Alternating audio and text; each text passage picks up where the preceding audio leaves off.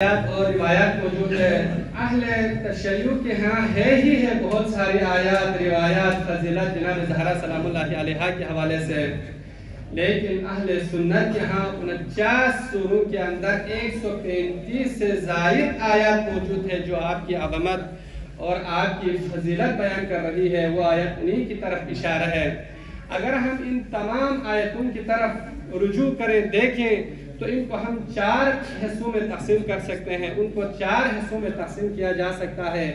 ایک یہ ہے کہ سبب نزول، دوسرا یہ ہے کہ شان نزول، اور تیسرا یہ ہے کہ جسے یا مثلا قاعدہ جر و تطبیق کہتے ہیں یا قاعدہ جر و اطباق کہتے ہیں۔ جو علماء علوم قرآن سے شغف رکھتے ہیں وہ ضرور میری اس بات کی تائید کریں گے۔ اور تیسرا یہ ہے کہ بطن قرآن، تقریباً چوتھا بطن قرآن ہے، جو باطنی طور پر بہت ساری آیات موجود ہیں جو جناب زہرا سلام اللہ علیہا کی فضیلت بیان کر رہی ہے۔ تو ان 4 قسموں میں ہم ان آیات کو تقسیم کر سکتے ہیں۔ تو سب سے پہلے شأن نزول، بہت ساری آیات ایسی ہے جو خود جناب زہرا سلام اللہ علیہا کی شان میں نازل ہوئی ہے۔ بہت ساری آیات، کچھ آیات ایسی ہے جو خود جناب زہرا کی شان میں نازل ہوئی ہے، کچھ آیات ایسی ہے جن کا سبب نزول جناب زہرا سلام اللہ علیہا ہے، اور کچھ آیات ایسی ہے جو اس قاعدہ جر و تطبیق کے مطابق جناب زہرا سلام اللہ علیہا اس میں شامل ہے۔ اور آخری اور چوتھی قسم یہی ہے کہ جو بہت ساری آیات، کچھ آیات ایسی ہے جو باطنی طور پر جناب زہرا سلام اللہ علیہا کی عظمت کو بیان کر رہی ہے، اس بات کی طرف اشارہ کر رہی ہے، آپ کی فضیلت کو بیان کر رہی ہے۔ انہی آیات میں سے ایک آیت جو باطنی طور پر جناب زہرا کی عظمت اور فضیلت کو بیان کر رہی ہے، سورہ قدر کی ابتدائی آیت ہے جس کی تلاوت کا میں نے شرف حاصل کیا ہے۔ بہت سارے علماء بھی اس بات کی تائید کرتے ہیں کہ سورہ قدر کی یہ ابتدائی آیت، جس میں ظاہری طور پر جناب زہرا سلام اللہ علیہا کی طرف کوئی اشارہ نہیں ہے، لیکن باطن قرآن، باطنی طور پر یہ آیت جناب زہرا سلام اللہ علیہا کی عظمت کو بیان کر رہی ہے۔ جیسا کہ لسان قدرت لباس اعجاز میں ارشاد فرما رہی ہے، اِنَّا أَنزَلْنَاهُ فِي لَيْلَةِ الْقَدْرِ، ہم نے اس کو شب قدر میں نازل کیا، یعنی قرآن کو شب قدر میں نازل کیا۔ وَمَا أَدْرَاكَ مَا لَيْلَةُ الْقَدْرِ، تم کیا جانو لیلۃ القدر کیا ہے۔ عزیزان گرامی قدر، مفسرین اس آیت کے ذیل میں بیان کرتے ہیں کہ اس آیت کے اندر موجود لفظ لیلہ سے مراد صدیقہ کبریٰ سلام اللہ علیہا ہے۔ بہت ساری روایات بھی موجود ہے، جیسا کہ امامت کے 5ویں کڑی امام محمد باقر علیہ السلام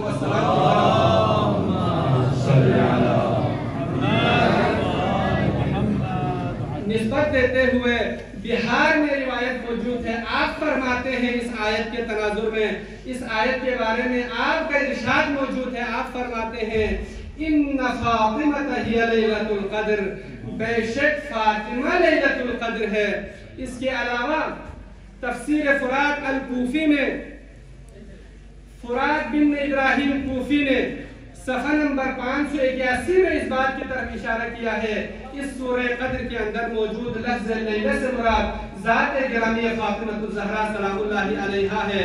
جیسا کہ امامت کے 6 تاجدار سے بھی روایت ہے، جب آپ سے سوال کیا گیا مولا آپ فرمائیں اس آیت کے اندر اِنَّا أَنزَلْنَاهُ فِي لَيْلَةِ الْقَدْرِ میں لفظ لیلہ سے کون مراد ہے؟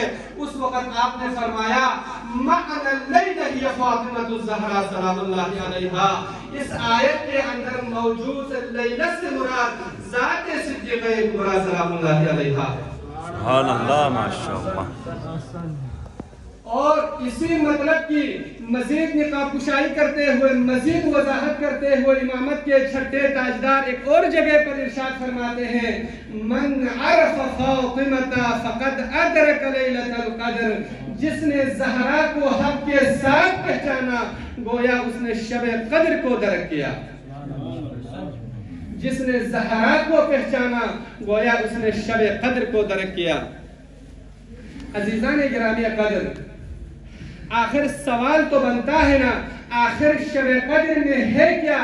شب قدر کے اندر کون سی چیز ہے کہ جس کے بنا پر امام معصوم نے صدیقہ کبریٰ کو شب قدر کے ساتھ تشبیہ دی ہے، جیسا کہ آپ سب بہتر جانتے ہیں، ابلغ اور بہترین اور ادق کا نام تشبیہ بلیغ جسے ہم کہتے ہیں، بغیر کسی وجہ شبہ اور عادات شباہت کے ساتھ یہاں پر تشبیہ دی ہے۔ امام معصوم نے جناب صدیقہ کبریٰ سلام اللہ علیہا کو شب قدر کے ساتھ تشبیہ دی ہے، تو یہ بلیغ ترین کلام ہے۔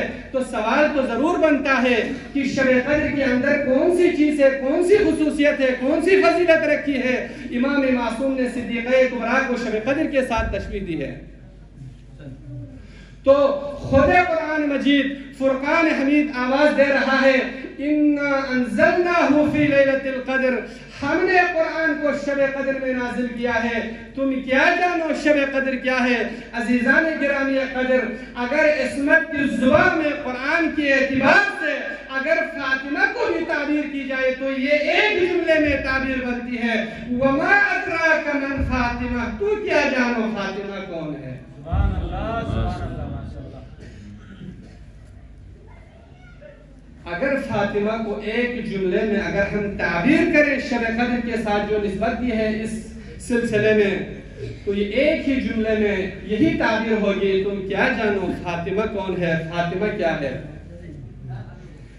عزیزان گرامی قدر، یہ آیت اور اس حدیث کو ربط دینے کے بعد امام صادق علیہ السلام کی اس حدیث کی طرف جب ہم غور سے مطالعہ کرتے ہیں تو اس حدیث کے اندر 4 قابل نقطے موجود ہیں، قابل غور نقطے موجود ہیں۔ سب سے پہلا نقطہ یہی ہے کہ امام معصوم نے فرمایا من عرف فاطمہ، جس نے فاطمہ کی معرفت حاصل کی، جس نے فاطمہ کو پہچانا۔ تو پہلا نقطہ یہ ہے کہ یہاں پر معرفت سے کیا مراد ہے، معرفت فاطمہ الزہرا سے کیا مراد ہے۔ دوسرا نقطہ اس حدیث کے اندر یہ موجود ہے کہ آپ نے فرمایا من عرف فاطمہ فقد ادرک لیلۃ القدر، جس نے زہرا کی معرفت حاصل کی گویا اس نے لیلۃ القدر کو درک کیا۔ اب یہاں پر لیلۃ القدر کو درک کرنے سے کیا مطلب ہے، کیا مقصد ہے، امام معصوم اس میں کہنا کیا چاہتے ہیں، یہ اہم دوسرا نقطہ ہے۔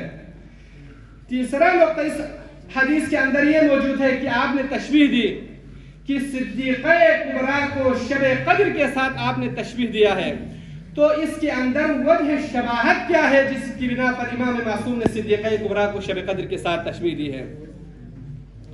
اور چوتھا قابل غور نقطہ اس حدیث کے اندر یہ موجود ہے کہ اس حدیث کے صدر اور ذیل کے درمیان ظاہری تعارض موجود ہے، جیسا کہ صدر حدیث میں امام معصوم نے فرمایا من عرف فاطمہ فقد ادرک لیلۃ القدر۔ اگر آپ کے لیے زحمت نہ ہو تو صلوات پڑھتے ہوئے آگے تشریف لائیں۔